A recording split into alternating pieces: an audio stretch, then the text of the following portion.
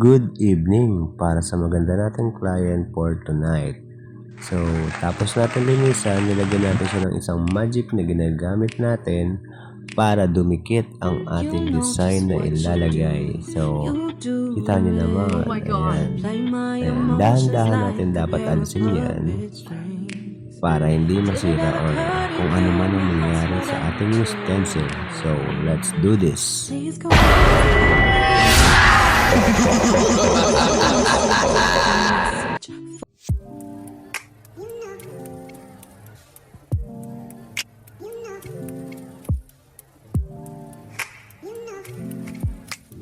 At ito na nga, so sinimulan na natin ang pagtatattoo kay ma'am.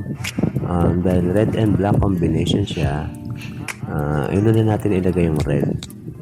And dahil outline lang naman siya, so ginamitan nga pala natin siya ng 3RL lang na karayom. So para medyo mas pino yung ginagamit natin pang lining.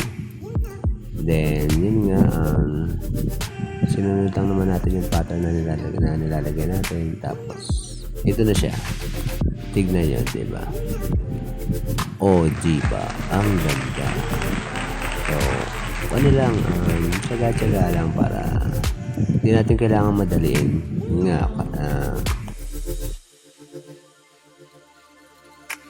kung saan komportable yung kamay natin sa pag-lining, sundan lang natin, gawin lang natin. Then, next natin is nilagyan din natin siya ng heart sa kanyang likod ng tenga.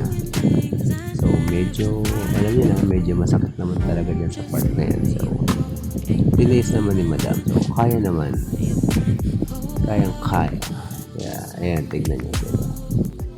Yan, at syempre, don't forget to like and follow my Facebook account. Para mas updated pa tayo sa mga bago natin video na gagawin. Okay? Salamat.